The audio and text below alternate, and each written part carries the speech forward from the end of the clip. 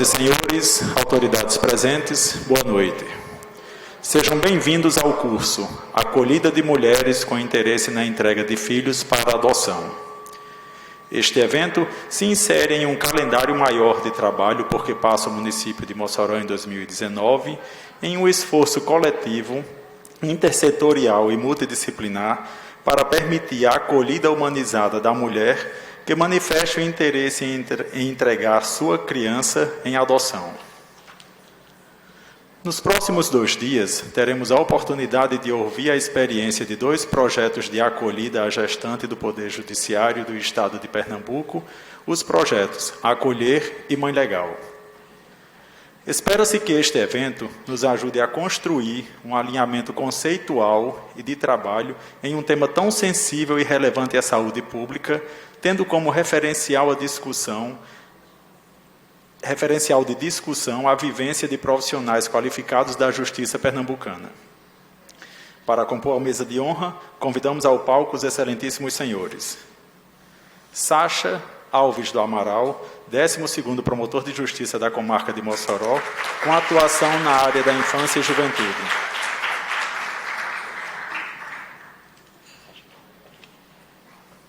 Isabel Montenegro, Presidente da Câmara de Vereadores de Mossoró. Ana Isabel de Moura Cruz, Juíza da Vara da Infância e Juventude de Mossoró.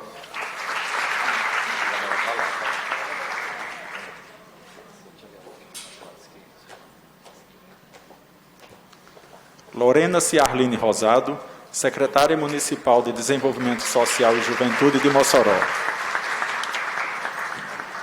Saudade Azevedo, Secretária Municipal de Saúde de Mossoró. Fernanda Lopes, Presidente do Conselho Municipal dos Direitos da Criança e Adolescente de Mossoró. Joana Dark de Moraes, Presidente do Grupo Afeto.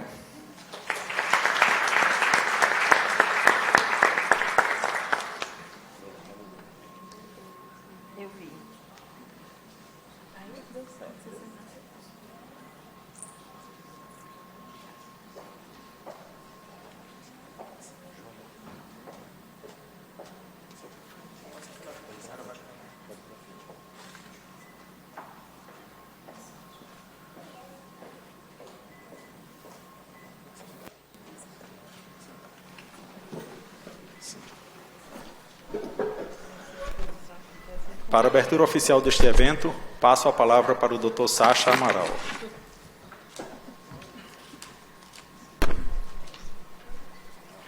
Alô, som. Boa noite, pessoal. Boa noite, gente. Boa noite. Pessoal, é uma grande alegria para nós estarmos com vocês nessa noite. Para discutir um tema tão relevante, tão sensível como esse. Eu vou ser breve, fiz uns pequenos apontamentos, mas não poderia deixar de começar esse evento agradecendo aos nossos palestrantes que se dispuseram a abrir uma agenda no meio da sua correria do nosso século XXI. Eu agradeço muito a vocês estarem aqui para estar compartilhando com vocês a experiência de vocês e que vai ser de grande valia para a gente. Paulo, Cíntia, Hélio, muito obrigado. Eu também agradeço a todos os servidores que estão aqui dando o dobrado, literalmente, né, assim, a terceira jornada aqui com a gente para fazer esse evento acontecer nos próximos dias, desde a promotoria, o pessoal do cerimonial, imprensa, o pessoal que está na logística toda. Muito obrigado, gente, aí, pelo apoio de vocês.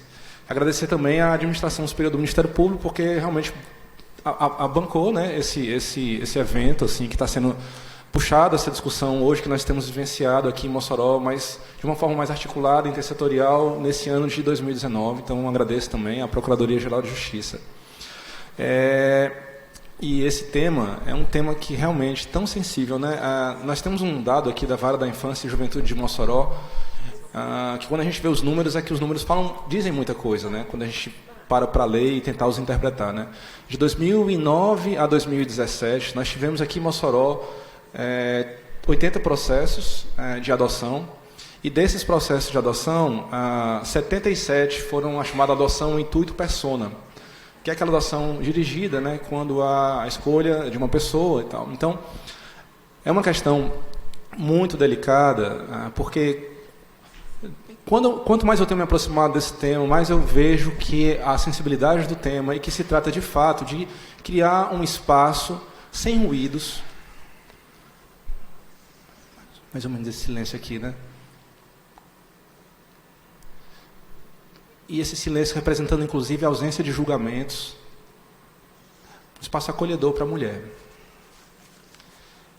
E nós, em Mossoró, depois de tantos anos lidando com tantos processos, neste ano de 2019, a Vara da Infância já tinha um projeto, né, Adoção Legal, que vinha sendo tocado pela equipe da Vara, equipe muito competente. E esse ano nós começamos um contato para tentar conhecer outras experiências. Começamos com o Dr. Daírton, de Fortaleza, com o projeto Anjos da Adoção, que esteve aqui conosco. Na verdade, nós fomos conhecer o projeto em fevereiro, lá em Fortaleza. A equipe do Grupo Afeto estava indo, né? E aí eu falei, gente, deixa a gente chegar junto. E aí, naquele momento, a gente convidou o pessoal da Secretaria de Saúde, de Assistência Social, da rede municipal, do hospital, maternidade, que é o maior hospital da região oeste, atende dos 177 municípios potiguares, são atendidos aqui mais ou menos em torno de 70 municípios, boa parte, um terço, quase a metade do estado está sendo atendido aqui, né? E de lá para cá tem sido um processo de reflexão, nós temos tido reuniões mensais, em que a gente tem tentado pensar, construir fluxos, como melhorar, como construir métodos, protocolos de atendimento, e a gente ainda está numa fase muito, muito inicial. E por isso que esse evento vem num momento muito interessante para a gente, que é o momento em que nós ainda estamos no peculiar estágio de desenvolvimento, esse programa, né? E então, gente, eu espero que nós possamos ter nesses próximos dias, assim, hoje, por conta do horário, por conta do distanciamento, o auditório ainda está meio cheio, mas a gente sempre se preocupou em que nós possamos, sobretudo, ter um auditório qualificado.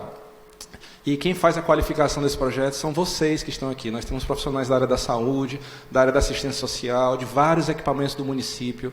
E você, no seu local, você faz a diferença, você faz a proteção integral acontecer, né? Os olhos da justiça, nossos olhos são limitados. Nós somos seres humanos, limitados, falhos. Nós precisamos muito do olhar e da proteção de vocês, ali, lá na ponta, para acolher aquela mulher, para abraçá-la, para ouvi-la, e aí depois discutir os encaminhamentos. Certo, gente? Então, muito obrigado a todos e, por hora, acredito que seja isso. Muito obrigado, gente. Com a palavra, Isabel Montenegro, presidente da Câmara de Vereadores de Mossoró. Boa noite a todos e a todas. Eu quero parabenizar aqui o Dr. Sacha, 12ª Promotoria, e na sua pessoa todos que fazem, que trabalham com o senhor com certeza não trabalha só. Quero me dirigir também à doutora Ana Isabel pelo excelente trabalho que ela vem fazendo também na Vara da Infância e da Juventude. Secretária Lorena Ciarline, a secretária Saudade Azevedo. E aqui do Grupo Afeto, representando do Grupo Afeto, que quero parabenizar também pelo trabalho que vocês fazem aqui em Mossoró. E vim aqui dizer, mais uma vez, doutor Sacha, que o Poder Legislativo está à disposição, certo? Compreendo que é importantíssimo esse trabalho que é feito. Essa semana mesmo, doutora Ana Isabel, eu vi uma pessoa dizer, estou louca para adotar uma criança. Vou falar com alguém que trabalha na maternidade, Almeida Castro. Aí eu digo, o caminho não é esse. Eu assisti aquela outra palestra aqui, o pessoal do Ceará também. Quero também saudar as pessoas que vieram de tão longe contribuir. Realmente não é fácil, doutor Sacha. As estatísticas até desanimam um pouco a gente, os números, mas é aquela história. Toda caminhada começa no primeiro passo. O senhor tem feito um excelente trabalho. Lá no Legislativo nós aprovamos aqui, tornamos de utilidade pública o Grupo Afeto. Fizemos também um projeto para que fosse distribuído e colocado nas unidades de saúde, não só onde tem maternidade, porque a gente entende também que no pré-natal se pode ir para qualquer consultório, lá a orientação para que seja procedida a adoção legal. Então, vim aqui nesta noite dizer Eu nem poderia, estou um pouco adoentada, mas pelo momento e pela importância do tema, dizer que o Poder Legislativo também abraça essa causa, que vocês continuem na mesma diapasão e com certeza esse movimento vai crescendo e a adoção legal vai se espalhar essa ideia por toda Mossoró, se Deus quiser. Muito obrigada, uma boa noite a todos e a cada um de vocês. Neste momento, ouviremos doutora Ana Isabel de Moura Cruz, juíza da Vara da Infância e Juventude de Mossoró. Então, boa noite. É também com satisfação que me faço presente a esse evento. Agradeço demais o Sacha. Eu vou deixar até o doutor de lado aqui pela amizade que a gente assim tem. O Sacha e sua equipe que tem realmente tentado trazer aqui novas ideias, organizando temas, e principalmente aqui nessa questão da acolhida à gestante, que de fato nós aqui em Mossoró ainda estamos num momento de aprendizado, um momento de busca. Realmente a gente tem que traçar aqui estratégia diferente, que até o momento nós não temos conseguido alcançar. De fato, a busca dessa adoção legal é uma busca constante, a gente da Vara, pessoas da equipe técnica, rede de uma maneira geral, mas são momentos como esse que a gente pode realmente buscar fazer a diferença e que, com certeza, o acolhimento à gestante, fazer com que ela tenha o conhecimento de que não é crime fazer essa entrega, que a gente possa realmente acolher de braços abertos e coração aberto, que a gente possa realmente fazer essa mudança de números e que haja realmente uma adoção legal, uma adoção que vai realmente trazer tanto a segurança para a criança, que é o que a gente mais quer, e quanto a segurança para os próprios adotantes. Então, eu quero agradecer de fato, acho que é um momento realmente aqui que a gente vamos ficar aqui de ouvidos e coração aberto à equipe do Recife, que está chegando para mostrar aqui um modo de como fazer essa experiência, que de lá a gente já sabe que é bastante exitosa. Então, agradeço demais também essa oportunidade.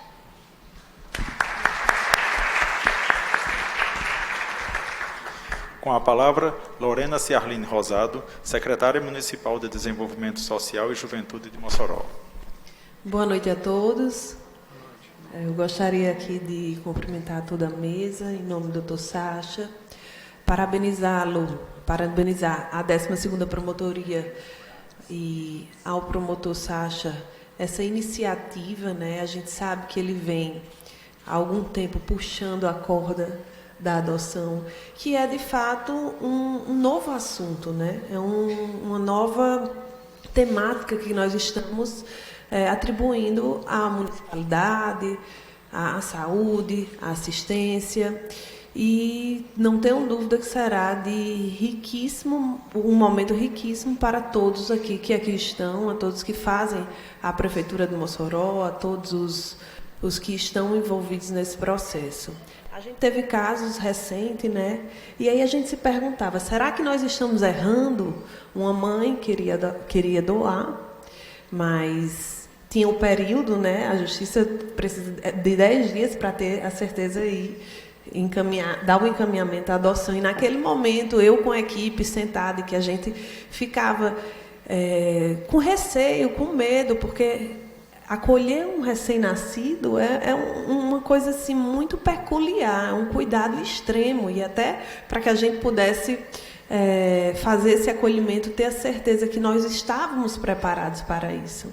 Então, acho que esse curso ele vem para enriquecer a discussão, para que a gente possa tomar caminhos e, com certeza, amenizar dores daqueles que tenham a vontade de doar e, de certa forma, salvar vidas, né? Porque uma criança sem uma família é uma criança sem expectativa. Então, eu acredito que a gente, nesse momento, venha a salvar vidas também.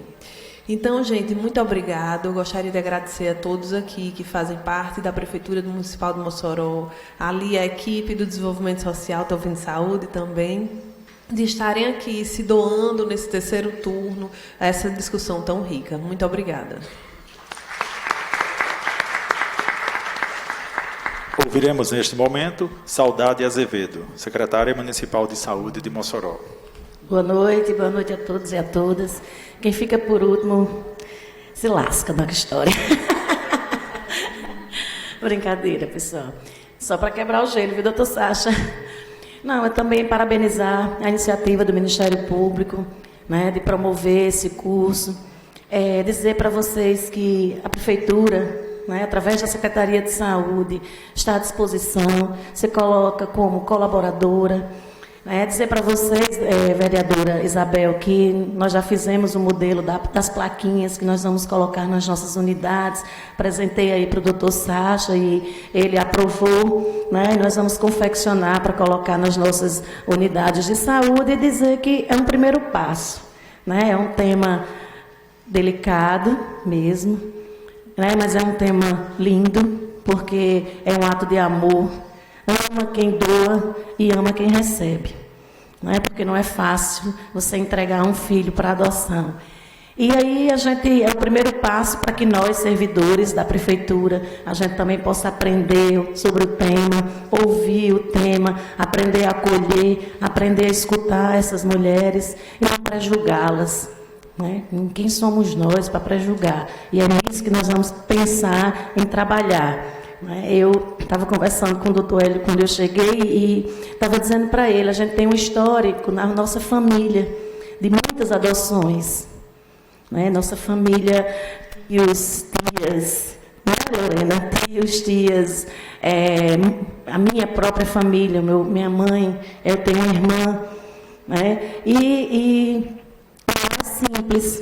não é simples para quem recebe e não é simples para quem entrega. Então, nós temos essa história na família e eu não entendo muito da questão legal da adoção. Eu entendo muito de amar. E nós amamos a todos eles, são nossos. Nós os escolhemos e fomos escolhidos. E é isso que importa.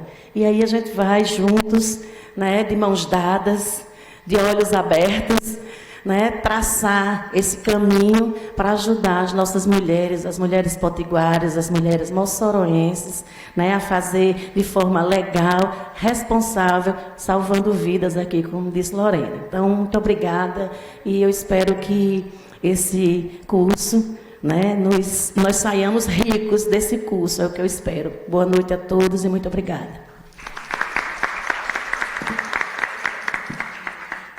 Ouviremos agora Joana Dark de Moraes, presidente do Grupo Afeto.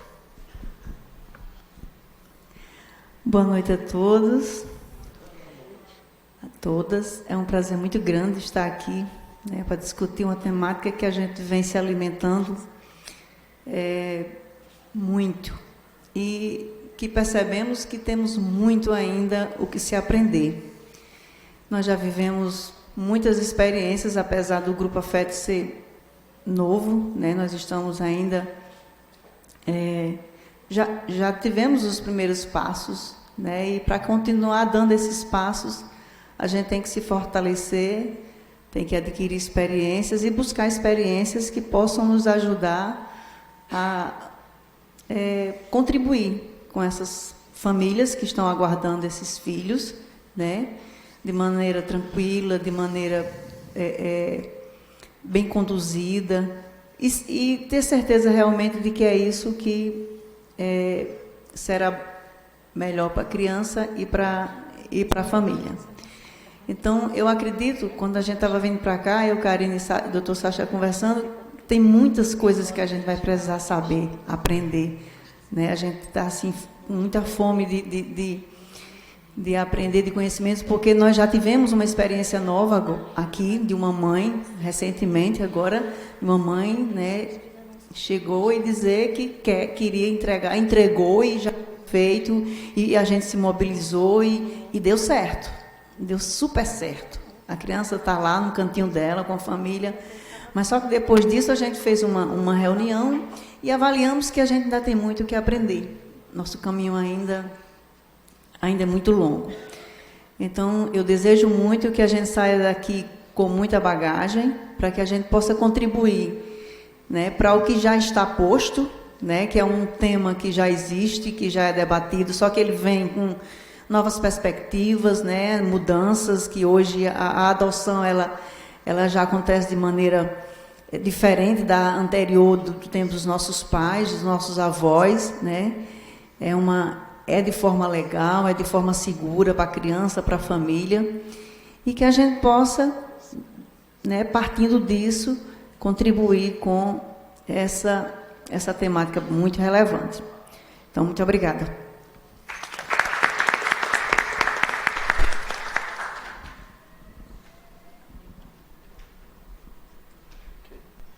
Neste momento, convidamos as autoridades a tomarem assento no auditório, ao tempo em que convidamos o excelentíssimo senhor Hélio Braz Mendes, juiz de direito da segunda vara da infância e da juventude da comarca de Recife, para a apresentação da palestra magna deste evento com o tema A experiência à frente do programa Mãe Legal, Recife, Pernambuco, vivências e aprendizados.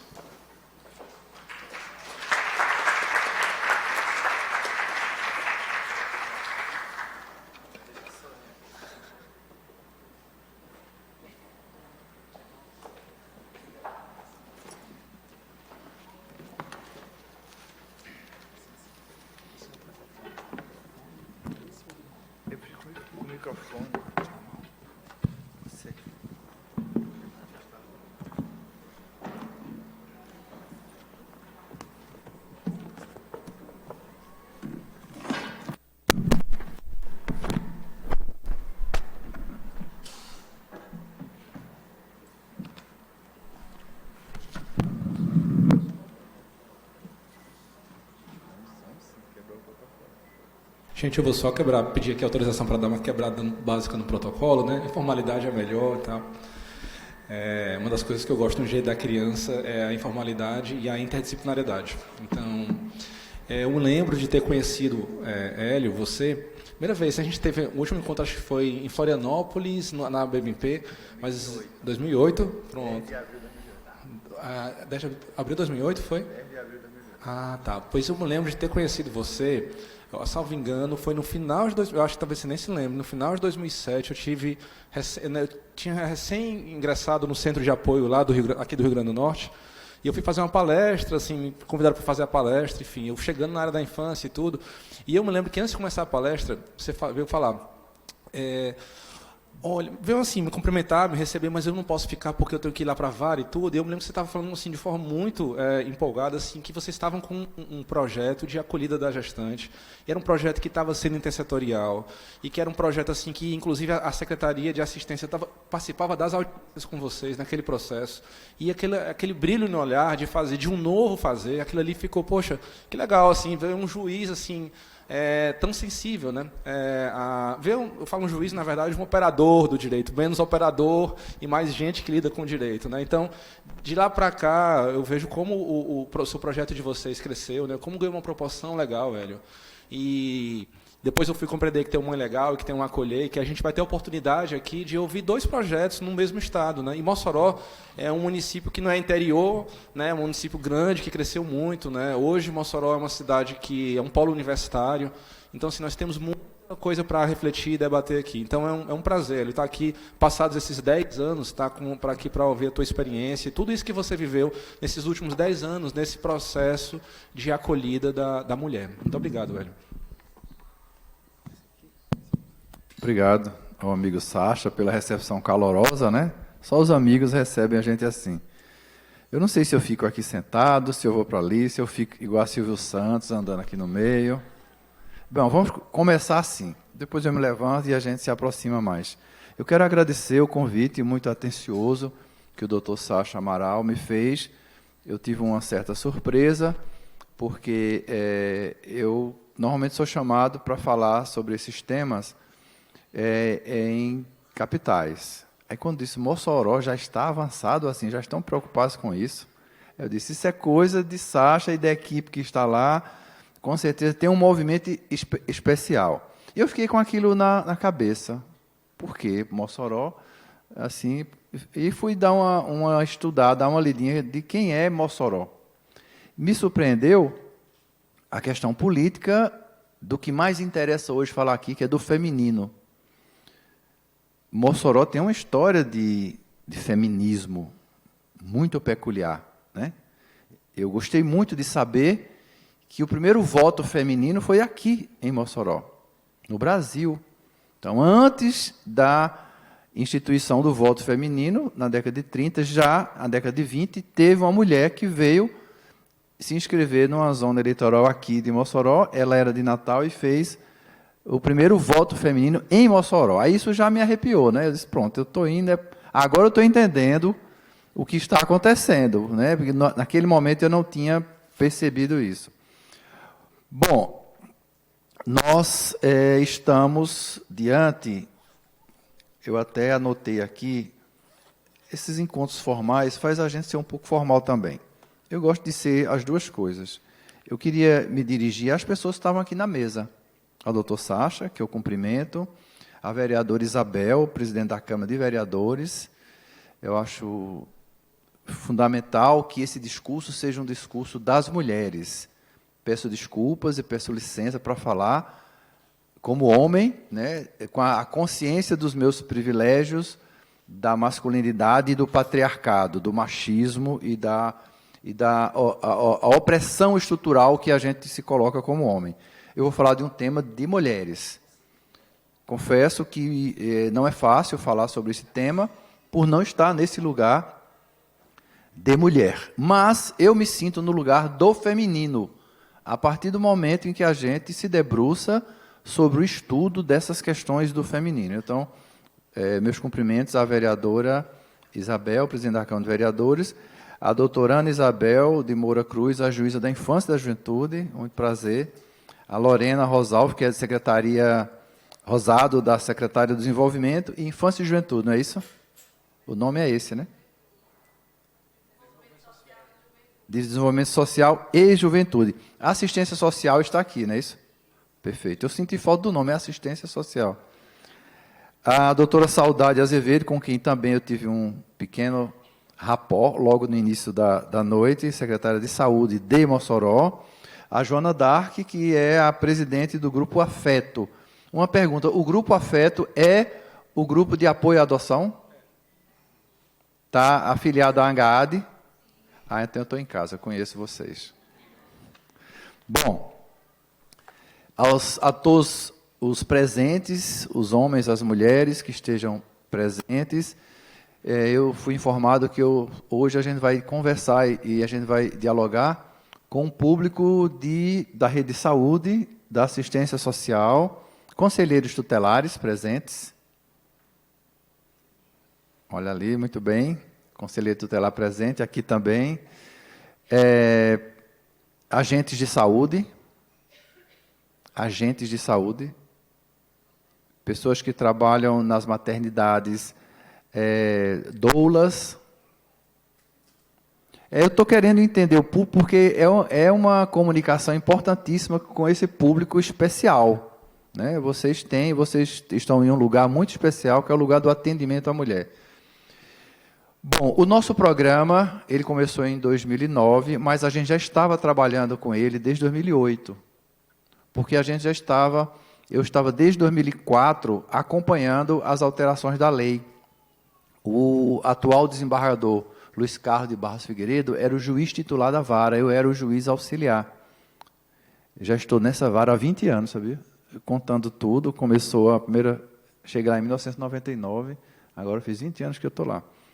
Então, nós estávamos acompanhando, junto com o deputado João Matos, que é de Santa Catarina, que foi o autor do primeiro projeto da alteração da lei, 2010. E lá no projeto já tinha esse parágrafo único do artigo 13.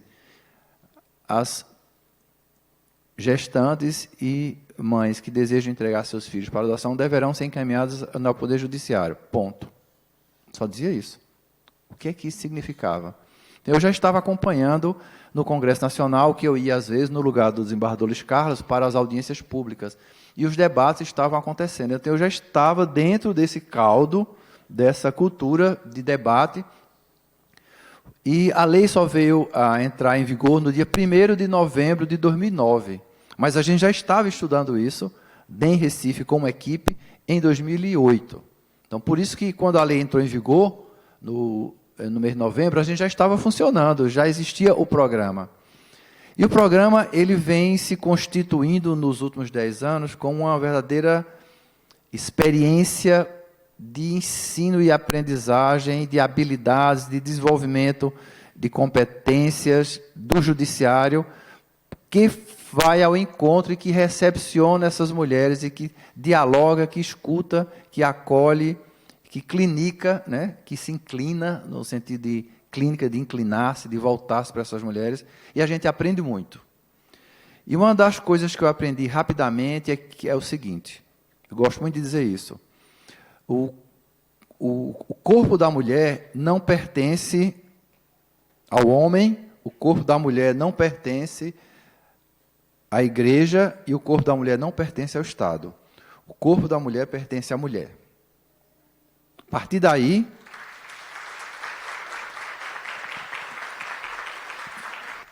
a partir desse ponto, você define uma rota, uma diretriz do programa.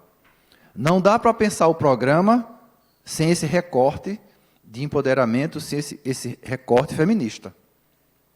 E esse recorte, quando a gente percebeu isso, a gente correu para estudar sobre as autoras do feminismo, para entender, né, e a gente às vezes tem uma ideia muito errada do que é o feminismo, então a gente foi atrás de muitas autoras. Uma das principais autoras que serviu de base para a gente é a Elizabeth Badinter.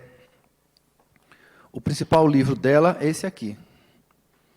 Hoje a gente tem todos os livros dela, de tanta fissura que a gente ficou.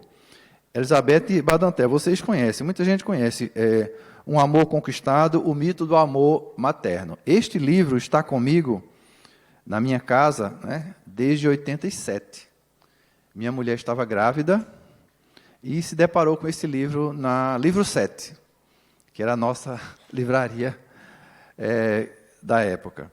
E aí a gente comprou esse livro e começou a ler, exatamente porque eu tinha 26 anos, ela também, e a gente estava discutindo o que era ter um filho e o que era esse amor materno. Enfim, eu era estudante de psicologia na época, ela fazia enfermagem obstetriz, né? E a gente estava muito dentro desse campo. E logo depois ela lança outro livro chamado Um é o Outro, de Elizabeth Badinter. Depois ela lança esse aqui, que é o que mais hoje a gente usa, O Conflito, a Mulher e a Mãe. Esse é outro livro dela. Por último, esse aqui, Rumo Equivocado, o Feminismo e Alguns Destinos. Então, essa referência de Badinter chegou até a gente através de uma experiência pessoal que eu já tinha por conta da minha esposa, e a gente já tinha esse debate. Claro que todo estudante de psicologia, né, é um pouco fora da caixinha, né? O pessoal das ciências sociais. Eu não era assim, arrumadinho não, gente. Hoje eu estou todo editado, estou todo cafoninha. Eu tinha cabelo, né? Começa por aí. Cabelo encaracolado, usava as roupas à vontade, sandália de couro, fumava uma maconhinha de vez em quando. Na faculdade, gente, isso é normal. Então você estava fora da caixinha para pensar diferente, para entender o mundo diferente, né? Então a gente vivia uma liberdade sexual, a gente vivia, era todo década de 80, tá? Deu um desconto aí que era década de 80. A gente era.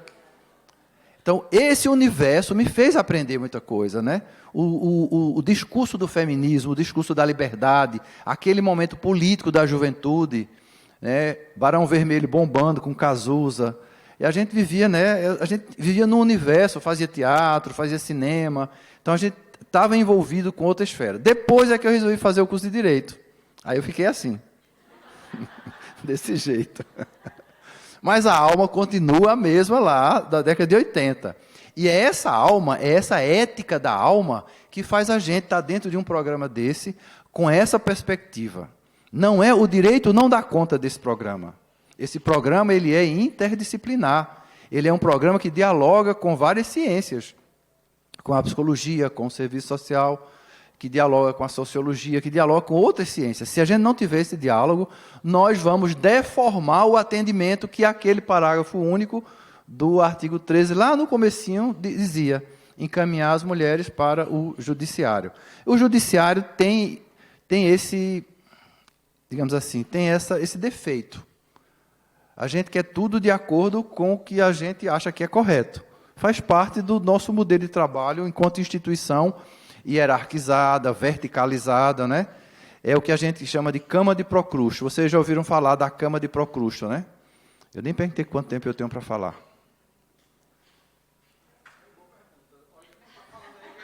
Vou falando, tá bom, obrigado.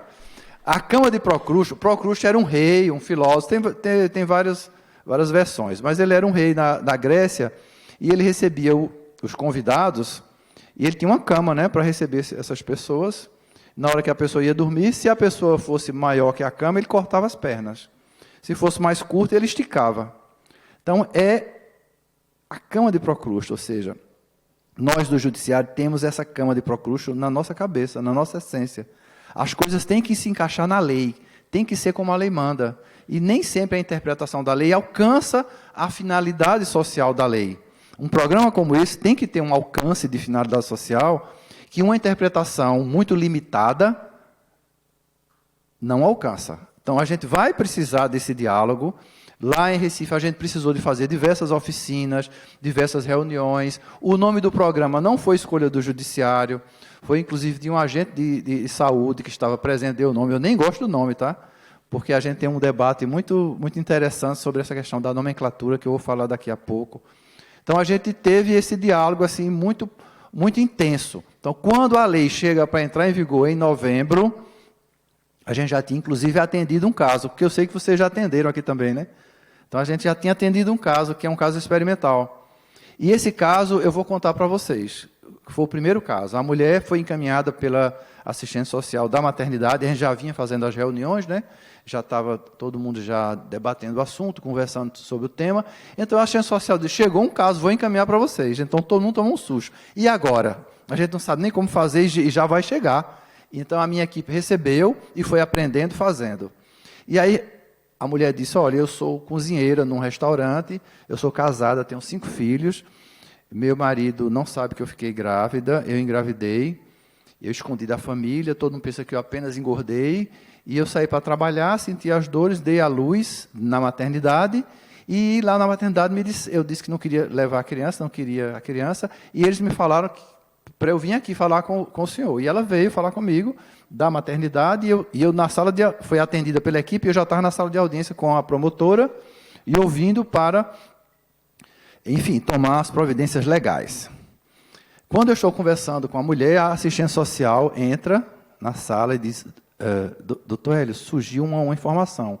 A assistente social da maternidade ligou e disse que aconteceu uma outra história lá. Aí eu parei um instante e fui ouvir. A assistente social disse, olha, ela está na maternidade e uma vizinha lá do bairro dela foi visitar outra parturiente e viu que ela estava lá. Aí chegou em casa, avisou para a família dela, e a família dela está toda na maternidade visitando a criança. Inclusive a sogra foi a primeira que chegou. E ela me contando que estava escondendo tudo, que era sigilo.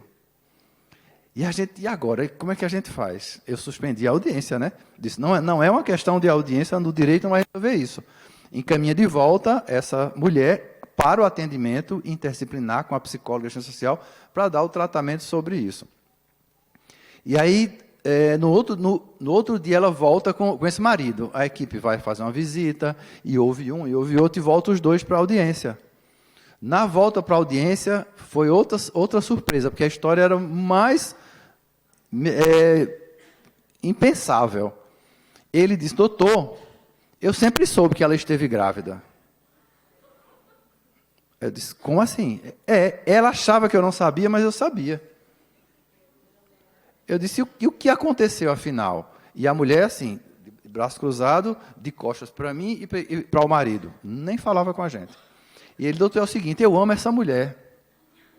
Esse filho é meu. Inclusive, o nome dele vai ser Francisco José Neto, que era o nome do pai dele, que era o Rebento, né, o último filho que ele achava. Eu disse, mas me explica, o que aconteceu que ela chegou aqui dizendo que queria entregar a criança? O senhor está sabendo disso? Não, doutor, é porque é o seguinte, eu fiz vasectomia. Então, ela acha que eu não posso mais fazer menino. E eu disse para ela que eu não podia mais engravidar uma mulher.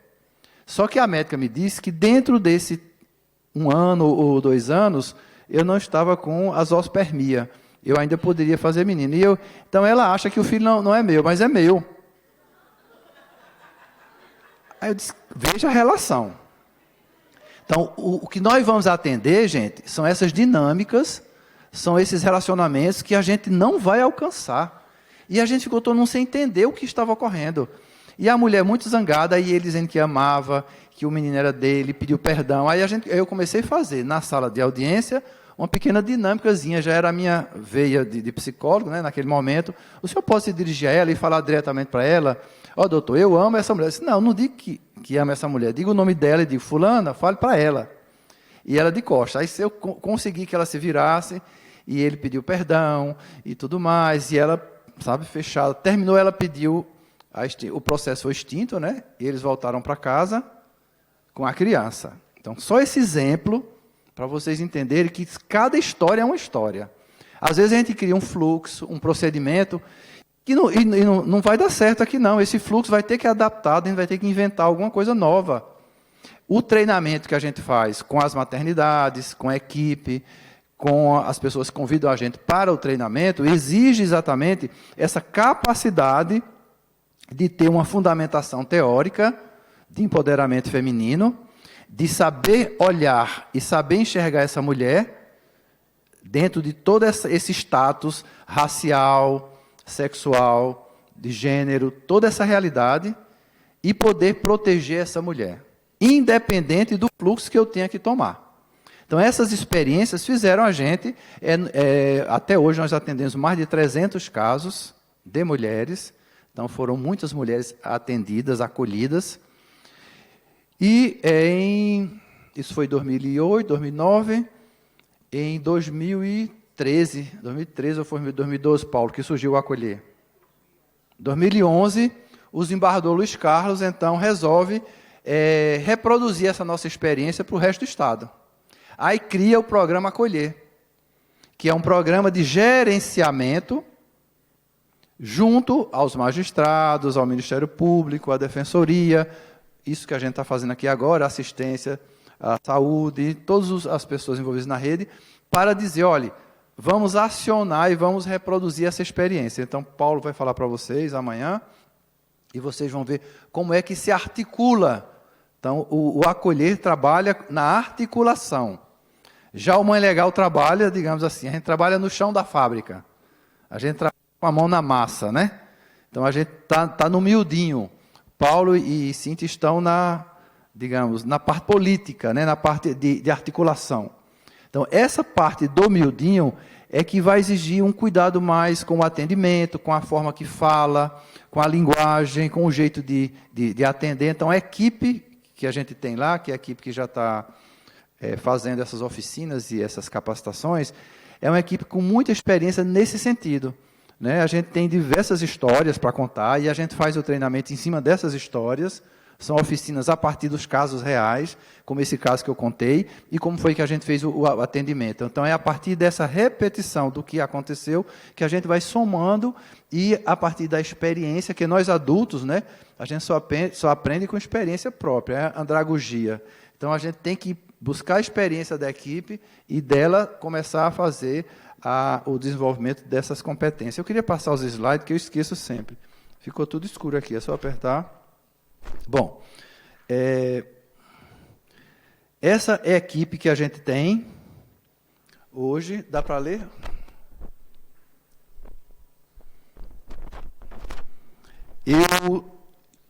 Hoje eu não tenho mais esse juiz trabalhando comigo. Temos 2 psicólogas, Ana Cláudia e Fabiana. Ana Cláudia acabou de defender uma dissertação de mestrado sobre esse tema. Nós estamos...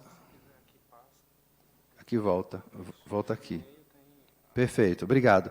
Então, nós temos Ana Cláudia e Fabiana, são as duas psicólogas, e temos 3 assistentes sociais, o Fábio, a Eldia e a Ana Cláudia. A Eldia foi a que atendeu o primeiro caso e trouxe essa história para mim.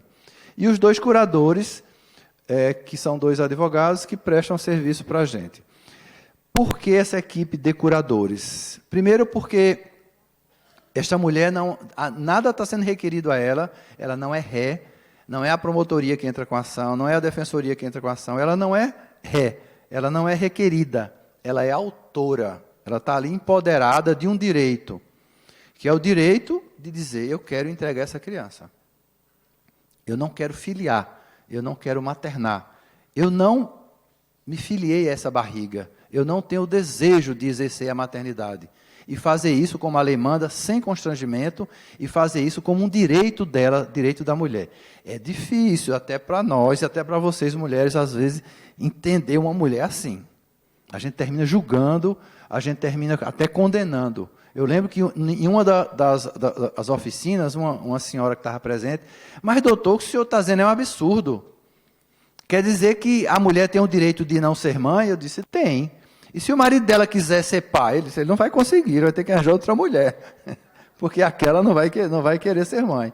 Então, quer dizer que se todas as mulheres do mundo decidirem que não vão ser mães, o mundo se acaba. Eu disse exatamente isso. O mundo se acaba.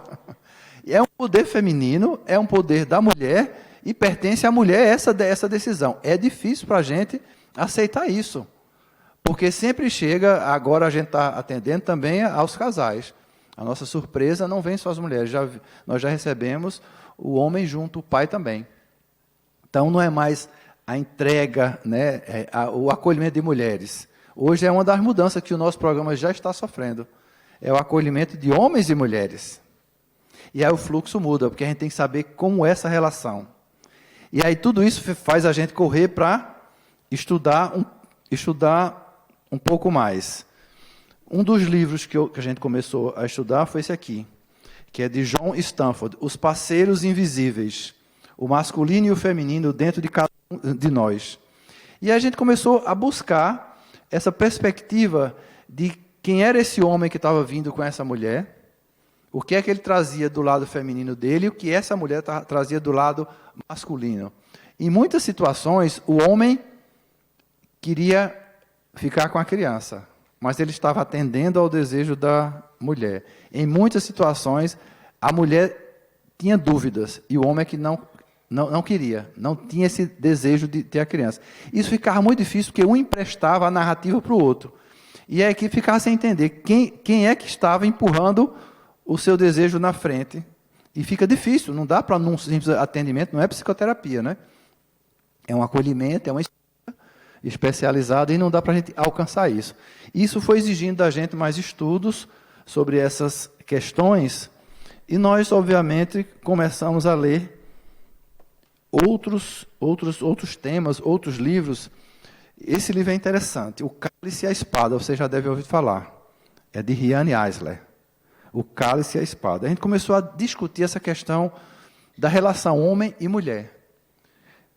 A equipe começou a ler, começou a repactuar conceitos que a gente tem desde a nossa formação, né? Essa reconstrução que a gente tem que fazer para poder alcançar esse universo. Então, além da gente ter um distanciamento, às vezes, de ordem econômica, de classe econômica, de religião, de orientação sexual, muitas vezes a gente não tem experiência mesmo. E no caso dos homens que lá estão, eu já passei, no caso dos 2 homens, o Sócrates e o Jaime, eles não fazem esse acolhimento dessa escuta. Eles entram, depois que a equipe faz a escuta, eles entram para informar da parte legal. Porque a mulher quer saber quais são os direitos que eu tenho. Porque a gente fala para essa mulher que ela tem o direito de não ser mãe. E aqui está outro livro, O Direito de Não Ser Mãe, que eu tenho muito orgulho de falar desse livro, que é da minha mulher. Foi ela que escreveu esse livro. Embora a gente tenha 2 filhos, tá? E E a gente diz para essas mães sobre isso é um direito, e elas não entendem. No começo elas não entendiam como era possível ir ao judiciário, ir ao Ministério Público e dizer que vai abandonar o filho e não ser punida e não ser presa. Foi muito difícil a gente desconstruir essa perspectiva que a mulher tem, de que vai ser condenada, ela quer esconder, ela quer que ninguém saiba que ela está entregando a criança. Ela quer esconder de todo mundo, que ela tem vergonha de não ficar com o filho. Ela não, com a criança, né? Veja aí, ó. A gente não usa filho. A gente corrige o tempo inteiro. Até no card aí eu vi que está filho, né? Então no começo é as mães que desejam entregar os filhos. Não, não é mãe, é a mulher. As mulheres que desejam entregar os filhos. Não, é a mulher que deseja entregar a criança. Porque ela não nomina aquela barriga como filho. Essa criança, quando ela começa a dizer, não, porque eu vim entregar o meu filho, a gente não vai entregar. Olha o jeito que ela fala. Já tem um vínculo, então a gente começa a perceber, e a gente foi aprendendo com tudo isso. Então hoje essa linguagem, ela exige muito cuidado, da forma como a gente recebe. Ô mãezinha, vem cá, eu vou lhe atender agora. Você não pode atender desse jeito. Não é? Então a gente começou a aprender tudo isso. E no sistema do Poder Judiciário, desde o porteiro até o gabinete lá em cima da sala de audiência com o juiz e o Ministério Público, a gente precisou treinar todo mundo. Porque a pessoa que recebe na porta diz, pois não, diga, não, porque eu estou grávida, porque eu vim falar com o juiz, que eu vim fazer a entrega da criança. Você vai entregar seu filho? Você vai fazer isso por quê? O porteiro. Aí já desconstruiu tudo, um monte de livro que a gente leu não adiantou nada. O porteiro já deu a sentença lá, já mudou tudo. Então a gente teve que chamar o pessoal, porque a gente ficou sabendo disso, que as mulheres chegavam, olha, quando eu cheguei na portaria, o homem me atendeu mal e disse que eu não podia fazer isso. Como é? A própria mãe contava isso para a gente. Então a gente teve que treinar todo mundo. Porque isso está na cultura nossa, isso não é uma questão que a gente resolve de maneira fácil. Essa desconstrução vai exigir muito, muito cuidado.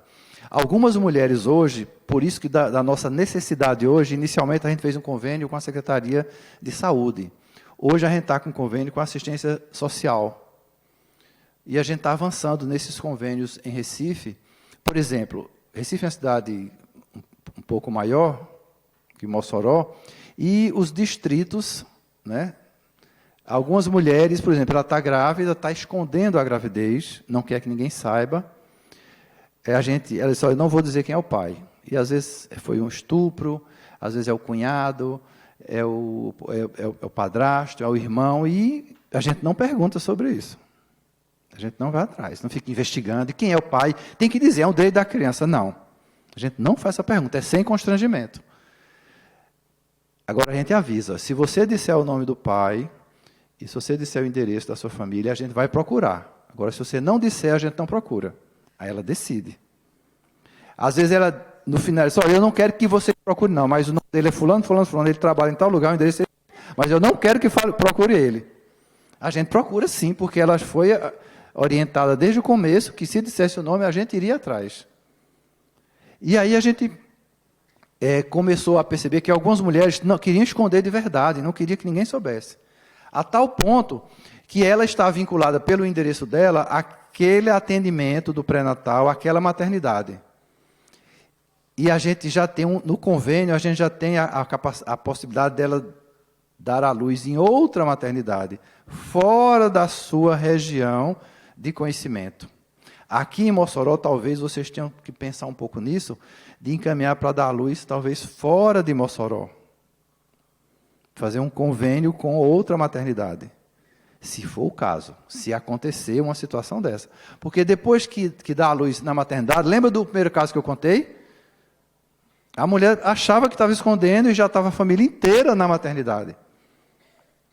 Mas também, se ela tivesse ido dar à luz na maternidade em outra cidade ou em outro distrito, a criança não estaria com ela hoje. Você veja que a gente não tem caminhos certos, começo aqui e vou parar lá. Não. A gente sai dando curvas e ali ponderando o direito da mulher e ponderando o direito da criança, tratando dessas questões desse conflito para poder chegar a um resultado melhor.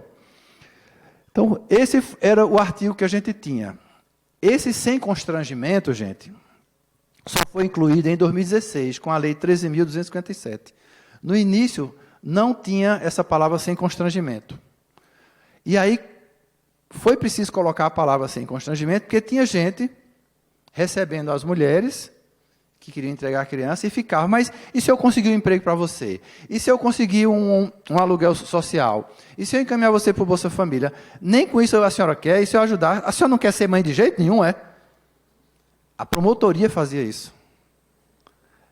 Então a gente teve que debater, discutir. Hoje ninguém faz mais isso, claro, a gente aprendeu. Mas a gente tinha muita dificuldade com isso. Aí surge a palavra sem constrangimento, vírgula, oração intercalada, sem constrangimento. Aí apareceram as pessoas que disseram, é sem constrangimento, não tem que perguntar nada, não tem que pedir documento nenhum. Aí virou a roda. Chegava lá, entregava a criança, virava as costas e ia embora. Eu disse, não, sem constrangimento não é sem informação, não é sem registro de quem é a mãe daquela criança. Hoje, nos nossos formulários, a gente levanta toda a ficha de saúde da mãe, dos avós, das doenças que existem na família, porque essa criança tem direito à saúde. E lá na frente, quando ela estiver na frente de um médico, na sua família tem alguém com essa doença, ele não sabe nada sobre a família dele. Ou seja, está ferindo um direito constitucional, que é o direito à saúde. Então, a gente começou no nosso fichário a colocar as doenças que essa mãe, não, minha mãe tem isso, meu pai teve glaucoma, minha mãe morreu assim. A gente começou a levantar esses dados, essas informações, sem constrangimento. Explica por que faz esse levantamento, que é um direito da criança.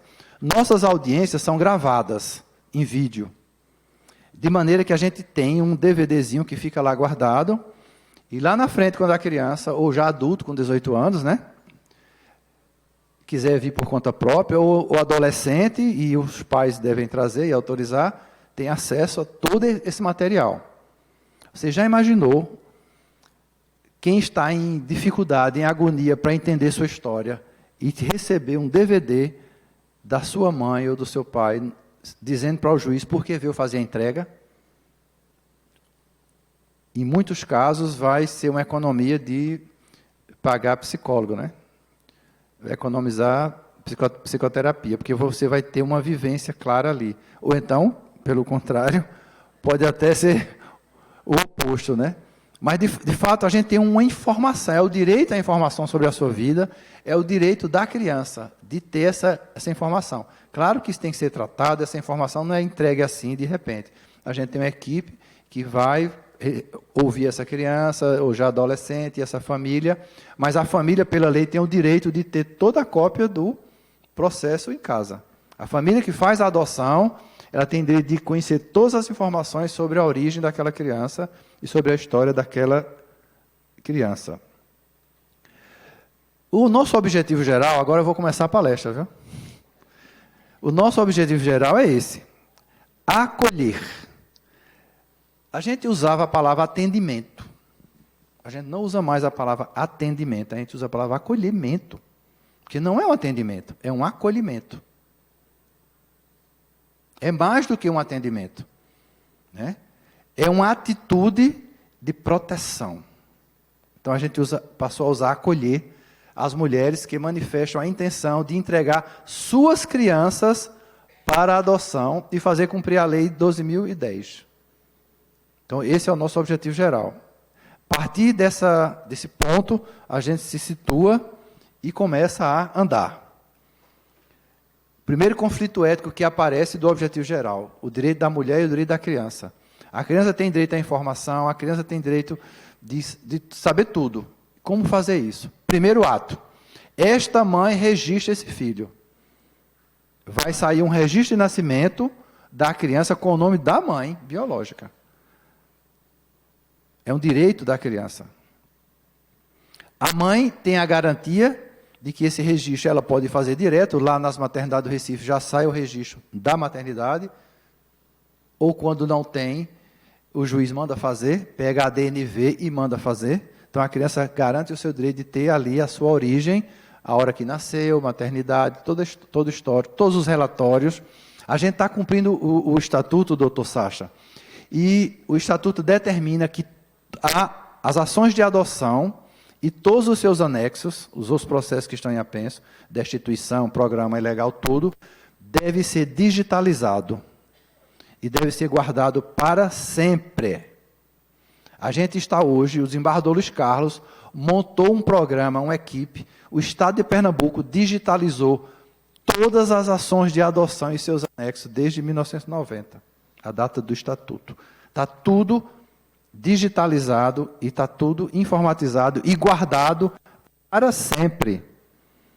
Daqui a 50 anos, 100 anos, eu soube que meu avô foi adotado.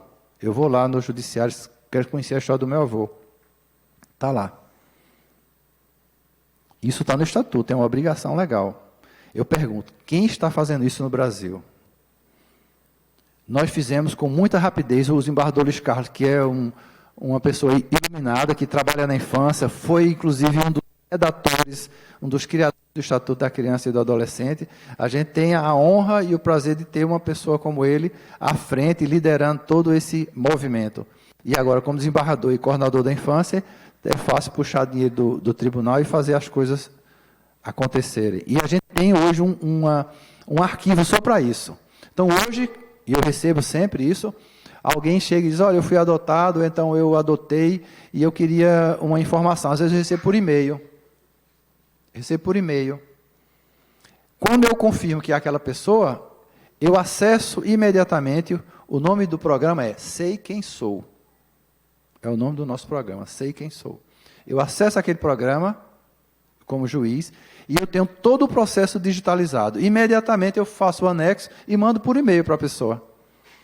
Não demora não, é questão de 5 minutos. É só identificar que é mesmo aquela pessoa e eu mando, é rápido. Ou então a pessoa chega e vem com um pendrive e eu identifico que é aquela pessoa, põe o pendrive, copia, na hora ela leva toda a sua história, né? E isso é importante para manter essa questão do conflito ético entre o direito da criança e o direito da mulher. A mulher tem o direito de não ser mãe, ela não filiou, ela não tem o desejo, ela não conseguiu, né, fazer a filiação porque ela não tem esse desejo de filiar. A história sobre aquela criança eu não sei. Muitas vezes é o 4º filho, ela filiou as 3 crianças. Ela teve o desejo das 3, mas dessa ela não teve, porque a história... ou foi alguém com qual ela não se filiou, ou uma decepção, um estupro, uma violência, eu não sei. Ela não se filiou àquela criança. Não é filho, é uma criança.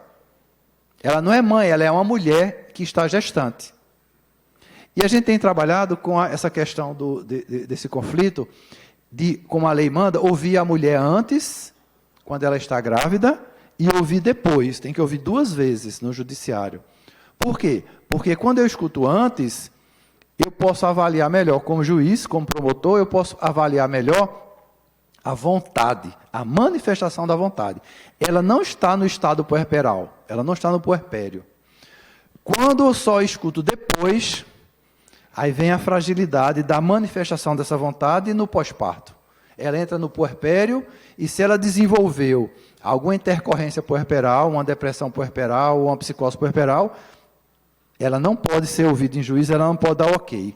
E hoje em Recife a gente tem trabalhado, a gente trabalhava inicialmente com 10 dias, como manda a lei. Mas aconteceu um caso que mudou tudo na nossa cabeça. E a gente passou a trabalhar com 30 dias. A gente só dá o trânsito em julgado depois de 30 dias do parto. Há 2 meses atrás a gente mudou para 45 dias, depois de uma conversa com os médicos da maternidade. Eles pediram a gente, trabalhem com 45 dias, porque tem períodos, pode ir até 1 ano, pode passar, a gente não tem uma margem segura para isso. E a gente trabalhar com 30 dias e agora estamos com 45 dias, da data do parto. Então, a segunda audiência, se já teve uma primeira, quando estava grávida, ou a primeira, porque não teve aquela, a gente faz a audiência a qualquer tempo e respeita o tempo de 45 dias. Como começou isso para a gente? Atendemos a uma menina jovem de 20 anos, de uma cidade do interior, que veio para o Recife e deu à luz, universitária, essa menina, estudava na universidade. E disse que foi um estupro, que ela estava numa festa da universidade e nunca tinha bebido, bebeu e quando viu, engravidou. E a gente perguntou pelos pais, não, meus pais são falecidos, minha mãe já morreu, meu pai já morreu, E a gente recebeu a criança, ouviu sem constrangimento, essa relação de conflito praticamente não tinha, e ela foi ouvida, foi embora, transitou em julgado, e a criança já ia ser entregue a uma família. Quem salvou foi o Ministério Público. Lá no interior do estado, aconteceu o seguinte fato. Ela voltou para a família dela, os pais eram agricultores, estavam vivos, não tinham morrido. Voltou para o pai e a mãe. E a mãe, notando ela muito diferente, ela deprimida, ela triste, e a menina mudou. Não queria se alimentar, e a mãe disse, eu vou lhe levar no médico amanhã. Então, vamos dormir todo mundo, amanhã eu levo no médico. Quando a mãe ouviu um barulho à noite, correu para o quarto da menina. Ela tinha colocado uma corda e se enforcando. E ainda conseguiram tirar a menina, ela não realizou o suicídio, e a menina contou a história. Eu dei à luz uma criança assim, e eu não estou suportando, não estou aguentando. E aí correram para o promotor da cidade do interior, de Serra Talhada, posso dizer, não tem problema, e lá a promotoria ouviu a história, telefonou para a promotora do Recife, que saiu literalmente correndo ali no meio do pátio, para falar comigo, para tudo. E a criança já estava sendo preparada para ser entregue a uma adoção. Aí parou tudo, o processo já tinha transitado em julgado, a entrega, a extinção do poder familiar, parou tudo. Aí chama, vamos fazer um restabelecimento. Vínculo, restabelecimento de vínculo legal, né? E aí vem o pai, vem a mãe, e aí eu vou ouvir o pai, ouvir a mãe, ouvir todo mundo de novo. E a criança voltou para a família, ela tinha se arrependido, os pais não sabiam, e ela, enfim. Então, são histórias como essas que ensinam para a gente, que fazem a gente pensar que fluxo, como eu vou fazer. A gente mudou o prazo, que era 10 dias, mudou para 30 por conta dessa história, e hoje está em 45 dias. Então, a gente vai aprender com as histórias, não tem um formato único, né? Onde é que eu passo? É aqui.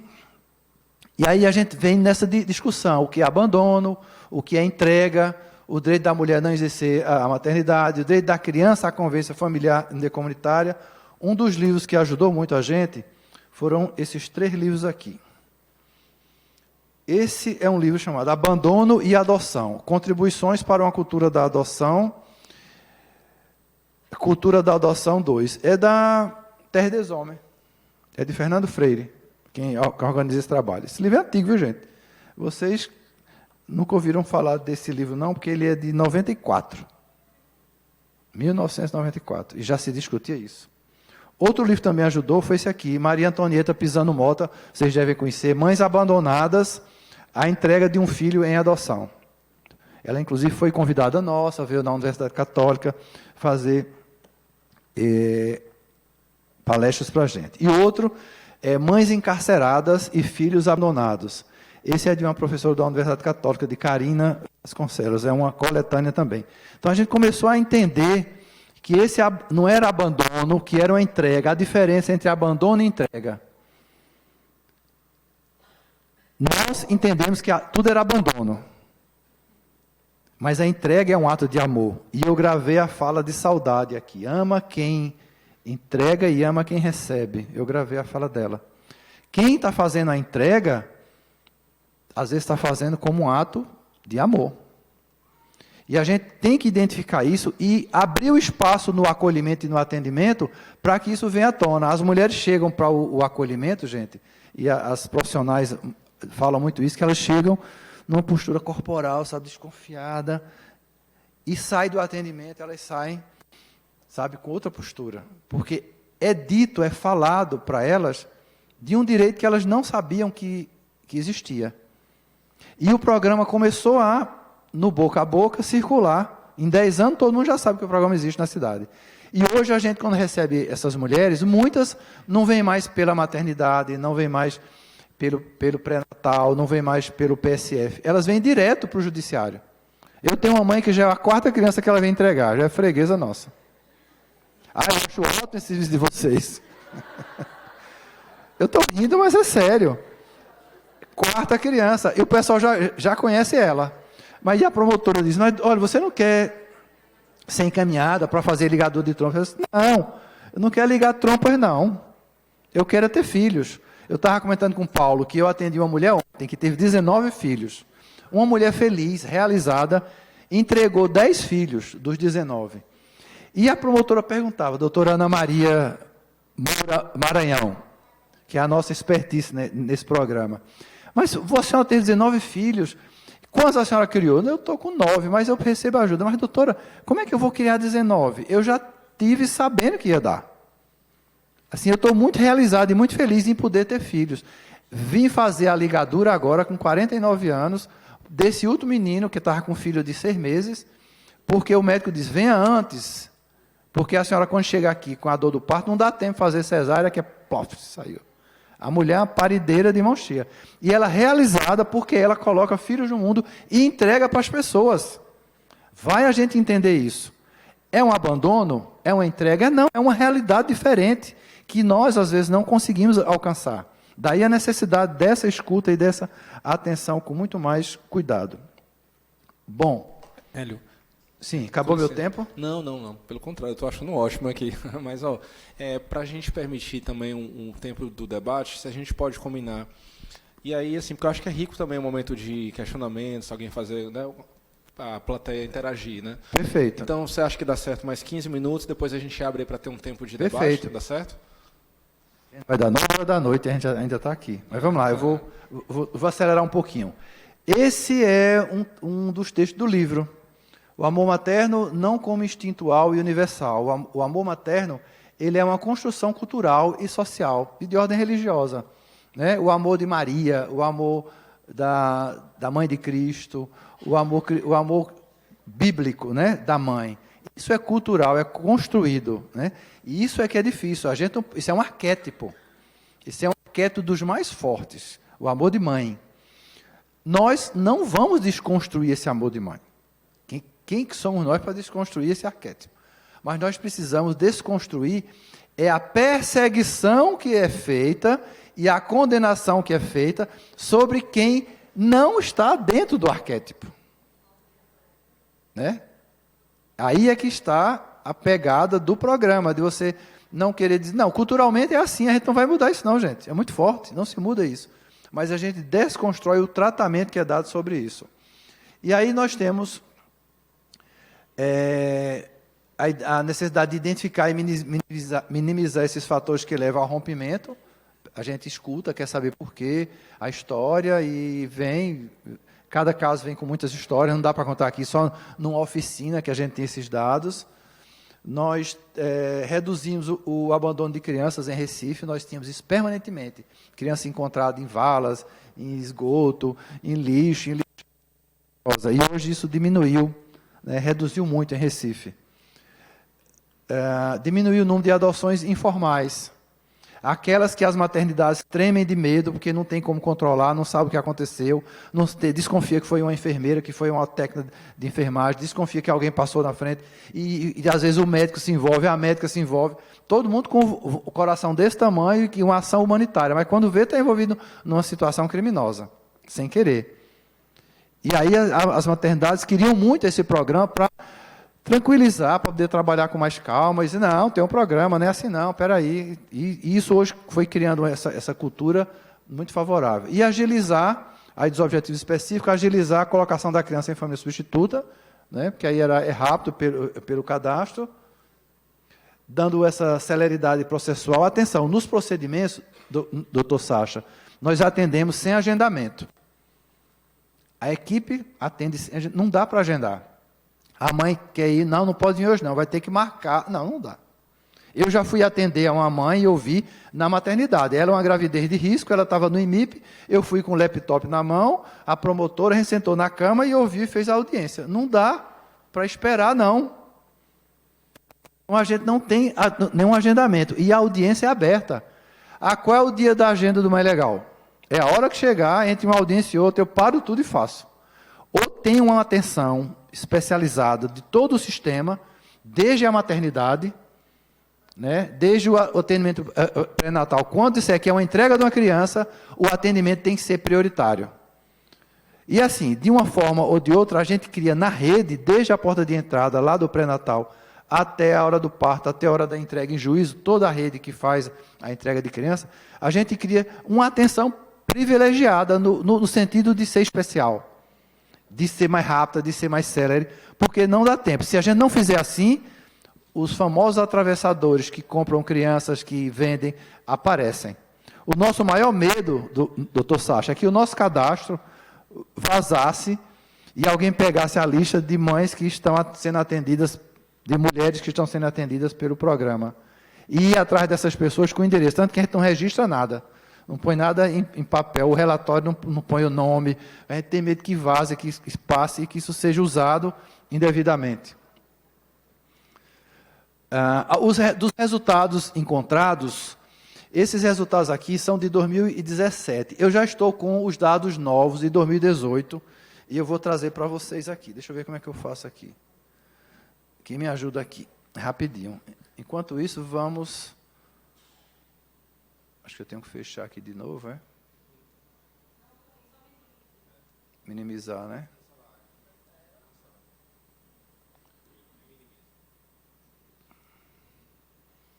Minimizar aqui também, né? Acho que eu vou para cá, para entrar no meu pendrive, aqui. Vamos lá, 2018, que eu atualizei agora para vocês. Dados, esses dados são recentes.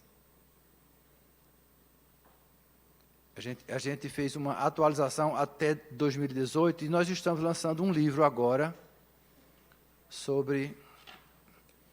Esse aí está atualizado? Os resultados encontrados agora. Nós atendemos 300 mulheres, eu vou passar rápido.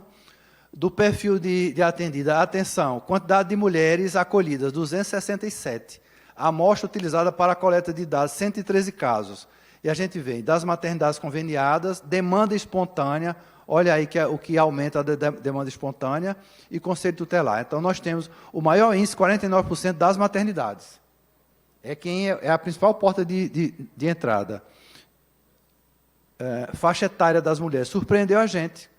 Recife tem, em 2017, foi fechado 113 mil partos no estado de Pernambuco. 27% dos partos foram de adolescentes. A gente não tem adolescente na entrega de crianças. As adolescentes ficam com seus filhos. Quando não, as avós, os tios e os parentes. As mulheres, a faixa etária, atenção, a maior faixa etária, 19 a 29 anos. Está vendo aí a cor? De 12 a 17. Olha a faixinha pequena ali, 9%. Muitas mulheres já são mulheres que são mães, já é o terceiro filho, quarto filho. O primeiro filho, quase sempre, há uma filiação, se não tem história de violência. Escolaridade, olha a surpresa nossa. Nível superior completo. Veja que a pizza está quase igual, né? A gente pensava, vem mais as mulheres pobres. Não. A gente recebe gente que é professora universitária, gente está fazendo mestrado, está fazendo doutorado, de todas as classes sociais. Ocupação profissional. E aí sim, 71% as pessoas estão desempregadas. Aí nos recorta aquela discussão do Estatuto, que a pobreza não é motivo de destituição familiar. Mas, nesse caso aqui, leva, sim, as pessoas a dizer, eu não posso ficar com essa criança, eu não tenho condição. Existência de outros filhos. Olha aí o que eu falei. 78% já são mães. Não é a primeira vez. Isso surpreendeu a gente. Entrega anterior de outras crianças, outra surpresa. 41% já tinham feito a entrega anteriormente. Não é a primeira vez que faz a entrega. Mulher convênio com o genitor. Isso aí não foi surpresa. Você veja, mulher convênio com o genitor, só 10%. A grande maioria está sem a presença do homem. Quem primeiro abandona o filho não é a mulher, é o homem. O primeiro abandono é o masculino. O segundo abandono, que muitas vezes é em decorrência desse primeiro abandono, é que vem o da mulher. Inserção da criança em família, a gente tem inserção sim, 53% dos atendimentos, olha aí, 53%, atenção gente, ficou com quem? 55% ficou com CNA, tá vendo? É porque tá, a cor, não, dá para ver a cor daí? E aí parte fica com a família extensa, parte fica, já teve com o pai 4%, 36%, não, 55% ficaram com a mãe. Agora eu estou vendo a cor. Permaneceu Permaneceu. No início, a gente teve um percentual de 77%. A gente disse, o nosso serviço está pressionando essas mulheres, está empoderando ou está pressionando? E elas estão resolvendo ficar com a criança. Muitas vezes, depois da informação, da conversa, a gente conseguia, né, que ela realmente tomasse aquela decisão que ela queria tomar com mais empoderamento. Hoje, a gente está percebendo que esse número virou. Eu não sei dizer porquê ainda, tá? Eu não sei dizer porquê. A gente está analisando, está estudando sobre isso. Mas virou. As mulheres estão entregando mais do que no início do programa. Esse é o nosso contato. Bem, Sacha que pediu para eu apressar 15 minutos para a gente conversar. É melhor. E é isso, gente. Muito obrigado. Boa noite.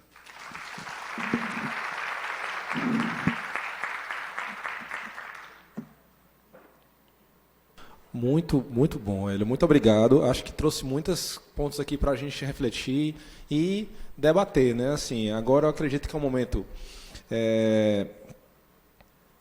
rico, né? Assim, pelo menos a gente quer permitir, né? Quem eventualmente tiver algum questionamento a fazer, por favor, já temos ali, né? Para a gente. Ok, eu fico lá. Ok.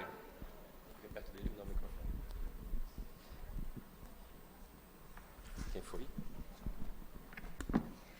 Doutor Hélio, boa noite novamente. Eu sou Joana, né, do Grupo Afeto, Grupo de Apoio à Adoção. Nós tivemos um caso recentemente aqui em Mossoró, né, já vislumbrando todas essas informações que a gente já recebeu, o doutor Dairton teve aqui anteriormente, e aí é como você falou, a gente aprende fazendo. Não existe um modelo, não existe... E uma coisa que a gente observou, né, antes desse caso aqui em Mossoró, a gente recebeu outro caso, que foi no interior aqui vizinho, né, na cidade do Governador, que nós fomos lá e prestamos assistência ainda sem ser anjo. A gente ainda não estava muito... A gente não tinha ido à Fortaleza ainda. Mas aí nós acabamos nos envolvendo, enfim.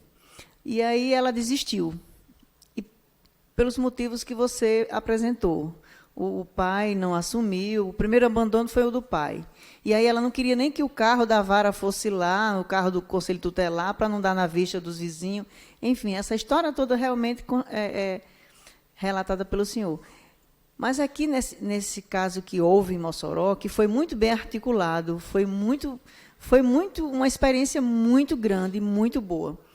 Mas tem uma dificuldade da mãe, ainda, eu acho que ainda é por causa da divulgação, né, desse trabalho que a gente tem que fazer, de muito. Mas, assim, delas não quererem que as crianças fiquem nos acolhimentos. Elas acham que as crianças indo para o acolhimento, a gente conhece o trabalho dos acolhimentos da nossa cidade, tem muito respeito por ele, trabalham muito bem, né, mesmo dentro das suas possibilidades, mas tem um trabalho muito bom, sim. Mas elas não querem, elas não admitem que seus filhos fiquem nos abrigos, né? Aí, como é que a gente poderia estar fazendo? Como é que a gente vai lidar com isso? Né? Outra coisa, nossa maternidade, ela já acolhe essas mulheres de muitas regiões aqui. Com certeza tem alguém aqui da maternidade, ela pode falar melhor sobre isso. E, assim, a gente ainda vai ter dificuldade de tirar essa mãe aqui da cidade para um convênio. Mas vamos a essa questão anterior. Essa mãe que não quer que essa criança vá para esse acolhimento, como é que a gente vai fazer? A genitora. Obrigado pela pergunta, né? Só um instante. Só complementando, né, essa questão que Joana colocou, é justamente o que você colocou, ele muito bem colocou. O caso é que fala com a gente como tem que ser, e não a gente que tem que falar para o caso, né? Essa metáfora que você utilizou da cama e tal, né? E aí eu fico pensando como... Esse projeto dessa forma articulada, esse ano que a gente está começando a tentar montar a mão na massa de forma articulada e tudo, né? E a gente vai pensando, e tem tido as reuniões mensais da gente, tal, para pensar a partir dos casos. Aí, por exemplo, recentemente, uma ligação de uma... Porque a informação chega para a gente já, não é nem terceirizada, não, quarteirizada, quinteirizada, assim, já é um... Então, assim, a mãe fala para tia, que fala para uma conhecida da tia, e a conhecida da tia fala com uma outra conhecida que é do grupo de apoio à adoção, né? Que fala comigo, que vou falar com a vara da infância. E aí, quando a gente fala para a mãe, né, que ela tem que... A gente, assim, fala de uma forma muito cuidadosa. Assim, na verdade, a gente não fala. A gente fala, vai o caminho de volta, até que vai da equipe para o promotor, para a conhecida do promotor, para o promotor, para a conhecida do conhecido promotor, para até chegar nela. A informação que chega, não, você tem que ir para a vara. Ela fala, não, para a vara eu não vou, não. Então, assim, como é que a gente pode chegar até essa mãe? Porque, assim, na vara da infância, a equipe maravilhosa, o atendimento que a gente fez nesse primeiro caso da gente, um atendimento maravilhoso, assim, muito empático, né? Acho que até a Sidneia está aqui, foi muito, muito legal o atendimento, que se trancaram na sala e tudo, mas, assim, houve um esforço da mãe de ir até o fórum, de passar por aquela, por mais que a gente queira fazer um atendimento humanizado, a nossa estrutura é uma estrutura pesada, que tem uma porta lá, detector de metal giratória, que a mãe vai passar até lá. Então, como é que a gente pode chegar até essa mãe para acolhê-la, sabe? Esse é um grande desafio que eu vejo aqui para a gente. São duas perguntas importantíssimas, a de Joana d'Arc e a do Dr. Sacha. De fato, como eu já disse, o nosso poder é verticalizado, o nosso poder é opressor, e o Poder Judiciário, ele é alienador, ele aliena as pessoas. Então, a escadaria para subir é bem alta, as pessoas usam uma linguagem que a gente não entende, o juiz está vestido com uma roupa esquisita, nem olha para as pessoas. Então, é um poder que você não sabe como é que eu me sento, como é que eu vou falar, qual é o pronome de tratamento, né? Tem até aquela piada, né, de que como é que eu trato o juiz, né? Se é meritíssimo ou é meretíssimo... Você não sabe como tratar, a sociedade tem uma dificuldade de comunicação e de relacionamento com o Poder Judiciário. Como é que um tema desse, tão delicado, tão íntimo, tão privado, tão cheio de nuances, né, de preconceitos, pré-julgamentos, condenações sociais, religiosas, de toda ordem, como é que um tema desse vai ser exposto ao Poder Judiciário e ao juiz? As mães também não acreditavam no início. O primeiro tratamento que a gente começou a dar, e a equipe foi quem nos ensinou, a rede, é o Poder Judiciário não aparecer muito. Como a gente não aparecer muito? A gente disse, olha, no nosso material, no folder, no cartaz, em tudo, não aparece o brasão do Poder Judiciário, não aparece o nome Poder Judiciário. Aparecia só NUCE. Só NUCE, Núcleo de Curadoria Especial. Não aparece o nome do juiz, então a gente diluiu um pouco na comunicação essa imagem. Qual é a cor? A cor oficial da Justiça é tudo bege. Porque na Justiça tudo é bege. Né? Eu queria pintar a sala de azul, o corredor de outras cores, e o rapaz disse, não, a gente não compra essa tinta. Diz, não pode pintar não. Eu disse, e se eu comprar a tinta? Também não pode. Aí eu comprei a tinta verde, e uma cor que eu queria. Aí eu disse, manda o pintor que eu estou com a tinta aqui. O pintor, quando abriu, doutor, não pode. Só pode se for bege. Mas isso aí é um tipo de bege, pode pintar. Hoje eu tenho as salas de um tonzinho verde, mas foi assim, para poder pintar. Porque realmente, vocês sabem que bege não dá tesão em ninguém, né? Não dizem que mulher de calcinha bege, não, né? Tem essa brincadeira, né, entre a gente, os adultos. Então, assim, bege não funciona. E queriam que eu fizesse tudo isso aqui bege. Eu disse, não, gente, vamos usar uma cor lilás, que é a cor da transformação, né, a ametista. Aí foi feito um estudo na equipe, qual a cor usar, e optamos pela cor lilás, que é uma cor do universo feminino, é uma cor que as mulheres gostam muito, que comunica muito com as mulheres. Então, a gente começou a fazer esse tipo de cuidado na linguagem, no tratamento. No início, algumas mulheres realmente não queriam vir. Ah, é um juiz? É um homem? Não queria falar com um homem. Eu pensei que era uma juíza. Aí o que aconteceu? A promotora atendia primeiro. A promotora às vezes conversava primeiro. Nos primeiros casos eu não entrava logo. A promotora, Hélio, pode vir. Aí aqui eu chegava para ouvir ali o finalzinho e assinar. Então a gente teve essas dificuldades. Hoje a gente não tem mais, porque eu também já ganhei um traquejo.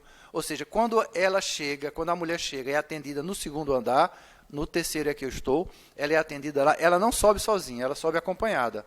Ou de um dos curadores ou de uma das profissionais, que sobe, e eu já estou aguardando, já me avisa, ela passa direto para a minha sala, não fica sentada no corredor.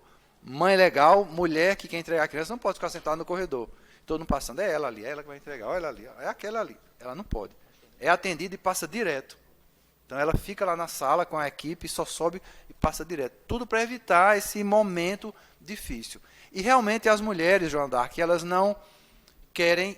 É engraçado. Eu estou entregando ou eu estou resolvendo, não deixa de ter um liame ali de um certo abandono também.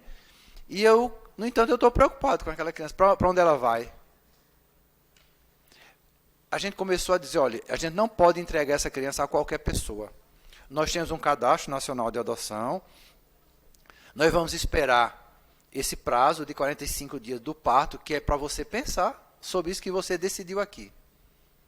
Você tem, em 45 dias é que eu vou dar o trânsito em julgado, e se você se arrepender, você pode voltar. A criança está em tal abrigo, você pode visitar o abrigo, aqui está o endereço, para você ir. Ela não está proibida de visitar a criança. Ah, mas a criança vai passar 45 dias no abrigo? Vai. Ah, o ideal é que já tivesse uma família, é um prejuízo muito grande. É, gente, é um prejuízo para a criança. Mas a gente tem esse conflito ético de estar lidando com a segurança. Tem João Pessoa, por exemplo, entrega a criança, na maternidade entrega ao primeiro da lista de adoção. O casal da lista de adoção recebe da maternidade, que bom para a criança, não foi para o abrigo, vai direto para a família. E se a mãe se arrepender? Tem que devolver. Olha a confusão. Lá em Recife, a gente prefere... Eu sei que a gente está violentando um direito da criança, né? Ah, não estou nem aí para o adulto. O problema é do adulto, se eu vou tomar a criança e vou devolver para a mãe. Então, a gente conseguiu convencer as mulheres, elas conhecem a instituição para onde essas crianças são encaminhadas, elas sabem do Cadastro Nacional de Adoção, a gente informa que vai preparar essa família, que não vai ser entregue assim de qualquer jeito, que é uma família responsável, que tem... A gente não escolhe uma criança para a família do cadastro, a gente escolhe uma família do cadastro para aquela criança. Às vezes nem é o primeiro que está na lista. Dependendo da condição de saúde da criança, da história da criança, ela tem que ir para uma família que melhor a receba.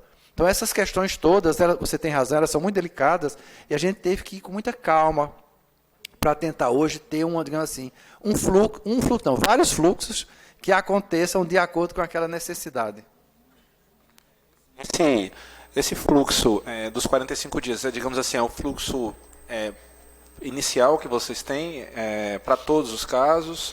Não é para todos os casos. Ou vocês, aqueles casos que vocês assim estão percebendo que há aquele estado puerperal que se manifestando? Ele é específico. Quando a mãe é ouvida antes, quando está grávida, eu já garanto que ela tomou uma decisão, não foi no estado puerperal, foi antes. Então eu dou 10 dias. Depois que nasce, eu cumpro aquele prazo. Até porque o juiz pode estender prazo, né? Então a gente usa o prazo de 10 dias.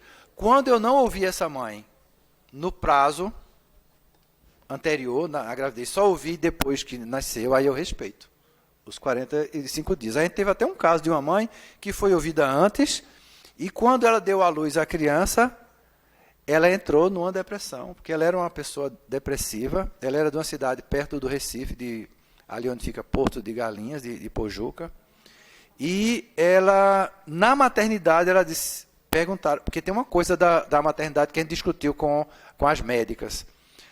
Vocês sabem que na maternidade, a primeira coisa que se faz é colocar a criança no peito da mãe, né?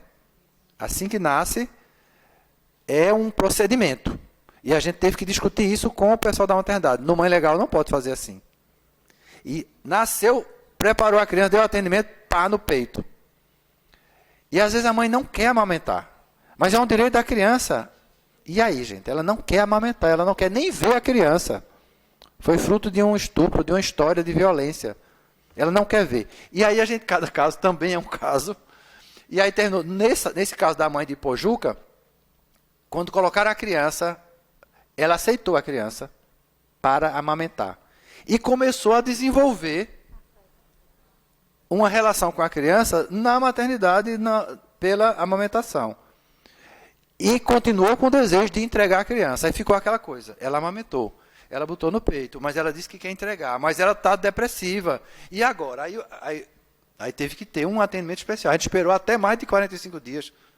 Esse caso, a criança foi para o acolhimento, teve que esperar mais. Essa mãe voltou para a comunidade dela, depois ela veio novamente.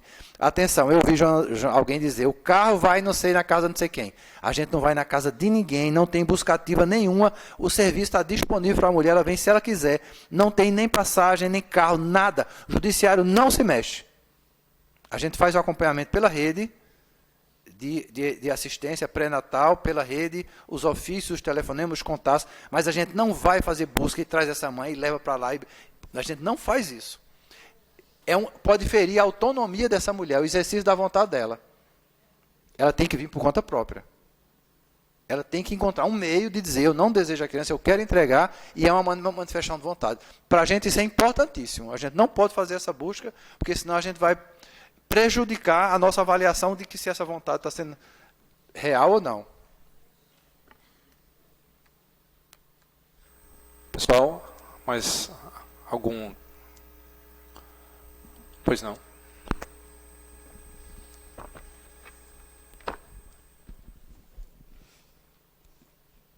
Boa noite, doutor Hélio. Meu nome é Carla Filomena. E, desde o começo, está sendo falado a questão da mulher gestante ou logo após o parto, a questão da adoção. Mas eu fiquei com a dúvida, e quando essa mulher, no caso a mãe, já está com um filho de 1 ano, por exemplo, entraria no que a gente está falando aqui, dessa entrega? Obrigada. Excelente pergunta. Carla, né? Carla Filomena. Excelente pergunta, Carla. A gente teve no início mulheres que chegavam com a criança com 1 ano de idade. Eu vim entregar pela mãe legal. A gente disse, não é a mãe legal. É logo após o parto. A lei está clara. Logo após o parto. Se a criança é levada para casa, nós avaliamos assim.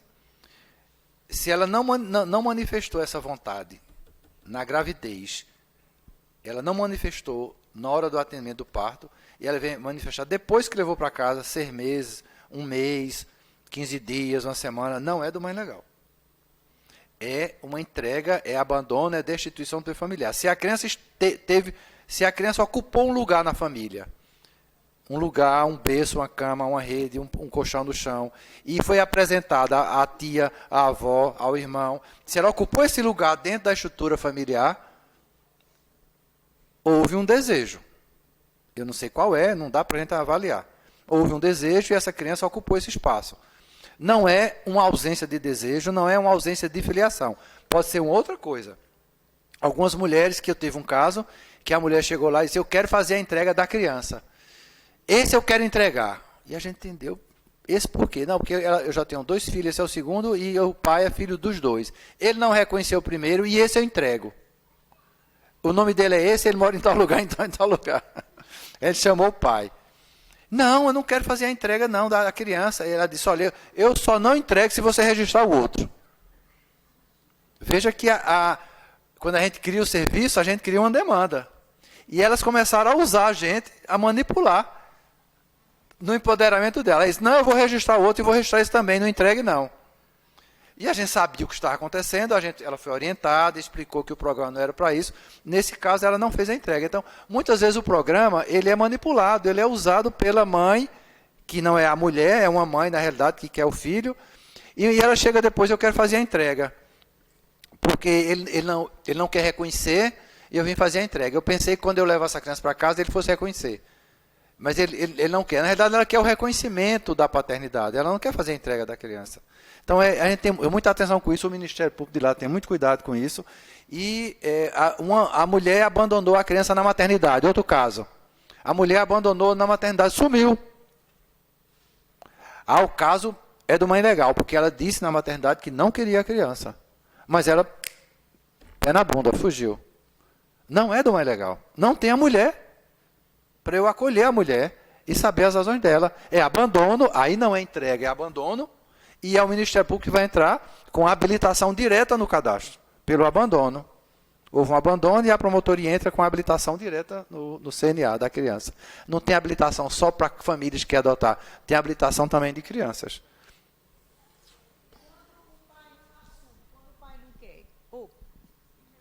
Quando eu estou grávida, quero fazer a entrega. E meu companheiro soube que eu estou grávida Mas se eu quiser fazer, eu posso? Se você não diz o nome do pai, você faz. É assim constantemente. Eu não vou forçar a dizer quem é o pai da criança. Mas se ele sabe? Bem, aí ele tem que aparecer, né?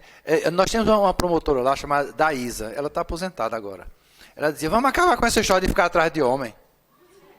Eu disse, doutora, e o pai? O direito da criança ter o pai? Ela disse, não registrou, não deu apoio, não tem o nome dele no registro, não veio atrás, e agora a gente fica atrás de homem. Não, criança não serve para segurar homem para mulher, não.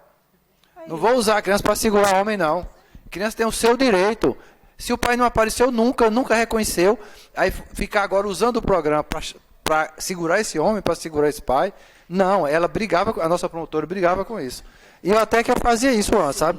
Ficava atrás, e vai atrás, entra no Google, entra no Ciel, entrar nos cadastros para descobrir esse homem, ir atrás. Eu parei de fazer isso. Foi essa promotora que ensinou isso para a gente. Só vou atrás se é pai registral. Se é um pai presente. E agora a gente tem um artigo no Estatuto que diz que 30 dias sem visitar no abrigo já é causa de abandono, que está lá no Código Civil, 1638 a 1635. 1638, criaram um inciso a mais, dizendo que é causa de abandono, mais de 30 dias sem visitar na instituição. E esse homem que desapareceu, que nunca apareceu, não registrou, eu não vou atrás dele. Agora, se a mulher disser o nome do suposto pai, né, que é suposto, que eu já tive um caso que ela deu o nome e a gente conseguiu chamar, e quando fez o exame de DNA, ele não era o pai.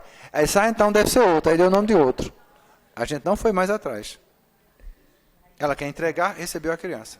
Boa noite, eu sou Janaína, sou assistente social.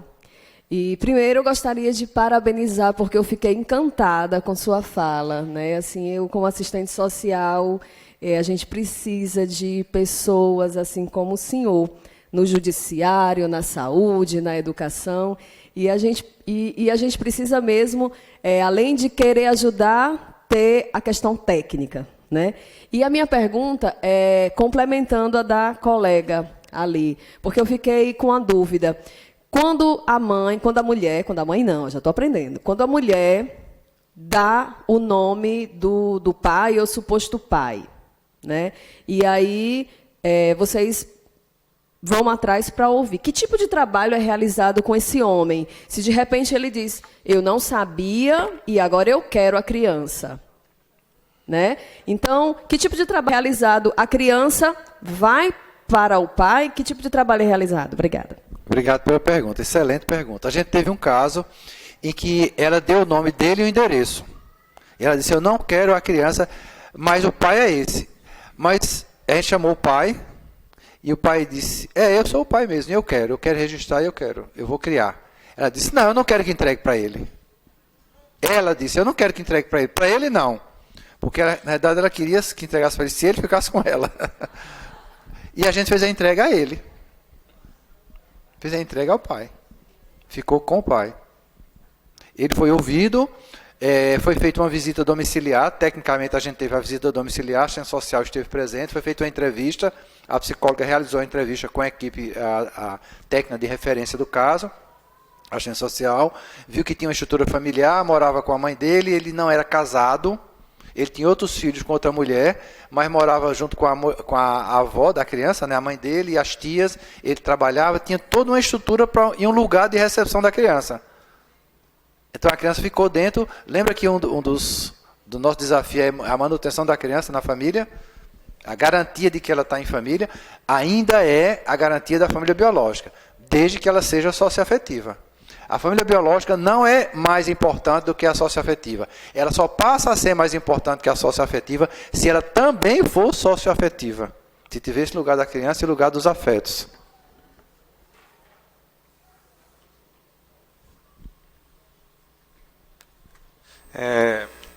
Tem uma frase do Shakespeare que eu aplico muito para a gente na área do direito, sabe? Assim, que há mais coisas entre o céu e a terra do que supõe a nossa vã juridicidade, sabe? Às vezes a impressão que eu tenho, trabalhando na área que eu trabalho, conversando com os colegas, debatendo algumas questões, né, direito da criança interdisciplinar, e eu fico com aquela sensação, parece que eu estou lidando com uma ciência exata, sabe? E eu gostei, Hélio, quando você fala assim, olha, não há caminhos certos, assim, né? A gente tem que ter essa maleabilidade, né? Assim, E interessante é que quando eu vou ler alguns autores que escreveram sobre a psicologia da criança, o Winnicott, o Bowlby, aí você vai ler o livro dos caras, aí eles falam assim, olha, eles não dão certeza para muitas situações, eles falam assim, olha, se há apego até entre 2 e 6 meses, assim, depende muito do que você define como apego. Então, assim, aí você vê o Winnicott estudando as crianças que estavam acolhidas, e ele fala, olha, o que a gente mais fazia era a gente sentava, eu como médico psiquiatra, e eu via a equipe, conversava com a equipe, deixava a equipe. Então, assim, o caso ajudava na construção da solução. E eu vejo, às vezes, na justiça, a gente querendo, como você muito bem falou, o nosso formato encaixa aqui no formato e se adequa. Então, assim, eu acho que quando uma das coisas que eu percebo na nossa discussão aqui em Mossoró é a gente às vezes ficar assim, meu Deus, e agora, né? Esse primeiro caso que a gente teve foi ali, inclusive o caso chegou chegando quando eu estava de férias. Então, assim, estava eu de férias e a doutora Ana Isabel de férias. Então a rede se virou para atender aquele caso e o pessoal se virando uns 30 e tal, e tendo que adaptar o hospital, porque era um primeiro caso de parto anônimo, a mãe não queria ter contato com a criança, então teve que criar assim, uma mãe ficou num quarto, a criança no outro, então todo mundo se desdobrando ali e tal. E muitas vezes eu vejo nesse estado de indagação, de meu Deus, e agora? Eu vejo aí um ponto de partida interessante, sabe? Sem tanta certeza. Eu gosto muito do que você está dizendo. No direito, mesmo no direito mais tradicional, a dúvida é o próprio método. Um juiz que sabe a sentença que ele vai dar no final do processo, ele já sabe agora. Ele não está fazendo uma decisão, ele está fazendo uma escolha. Ele escolheu que vai condenar aquela pessoa. A decisão é tomada com tudo que vai ser construído nos autos. Quando o juiz tem a dúvida, que ele pega a petição inicial do promotor, do advogado, diz, eita, tem razão, é um bom direito. Quando chega a contestação, eita, e agora na contestação? Fiquei na dúvida. A dúvida tem que existir para eu entrar na instrução do processo e eu tirar a dúvida na instrução. Senão, não é uma decisão. É uma escolha antecipada. E eu acho que nessa área da infância, que é um direito artesanal, a gente faz tudo muito caso a caso. Tem uma mensagem que eu gosto de deixar como palavra final para todos nós, é que a autoridade máxima, a autoridade maior nesses processos da infância e nesses processos do programa legal, não é o juiz. Eu não sou a autoridade máxima. A autoridade máxima é a dor dessa mulher. É o sofrimento dela. Ela é a autoridade no processo todo. E nós somos, eu digo muito isso, nós somos servidores públicos. A gente serve a dor, servidor. Então, essa consciência que nós somos um serviço disponibilizado para essa mulher, e a gente tem que acolher essa mulher e ter essas habilidades, essa capacidade de, a partir do que ela traz, eu dizer, não, o direito aqui vai ser assim, a ciência social vai poder fazer isso, tem tais ferramentas, instrumentalidades, a psicologia desse lado tem esse atendimento. Não, olha, o Winnicott fala do sujeito transicional, o Winnicott coloca o ser humano não como um sujeito transacional, que faz transações, mas de transição, que passa desse para aquele estágio. Então a gente vai buscar nos autores as referências que às vezes a dúvida se implanta. Então, a nossa psicóloga que trabalha muito nessa área, ela sobe lá em cima. Doutor, eu estou desesperado, porque surgiu um caso assim, assim, assim. Eu estou achando que isso a gente pode ser ajudado pelo autor tal. Vamos atrás desse autor para estudar. E corre para estudar. Para a gente ler um texto ou outro, para clarear aquela dúvida. Que quem traz a dúvida é a usuária, é a dor dela que é a autoridade que dá o caminho. Não é eu que entendo tudo de direito, que sei tudo, e leio a lei, estou fazendo tudo, tem assim, essa. Não, não pode ser assim.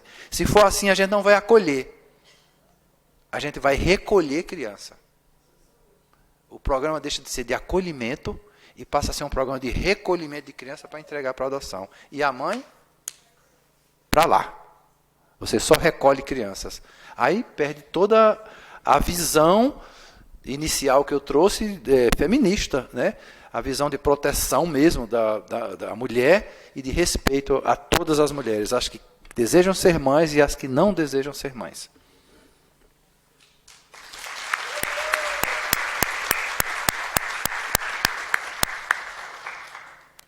Gente, acredito que a gente ainda vai ter aqui um coquetel, um coffee break, enfim, um rango. Estão todos convidados. O papo continua na cervejinha lá fora. Sim. Mas olha, gente, em nome aqui desse auditório repleto de pessoas assim, cheias de afeto, Eu agradeço, Hélio, muito obrigado pela sua participação conosco, foi um prazer ouvir você mexer aqui com a gente, muito bom, muito mesmo. Eu termino aqui entregando o seu certificado de participação, amigo. E guarde como uma lembrança aqui dessa vinda que você veio aqui para nos abençoar. Muito obrigado. Vamos fazer uma foto aqui.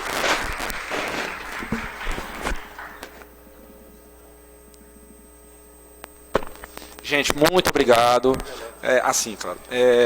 E amanhã nós estaremos aqui para ouvir nosso querido Paulo, a Cíntia, né, que vai estar chegando na sequência, compartilhando, e começamos às... Você está também? Ótimo, ele vai estar aqui com a gente também, que bom. Voos da Azul só de tarde permitem o pessoal ficar mais tempo com a gente.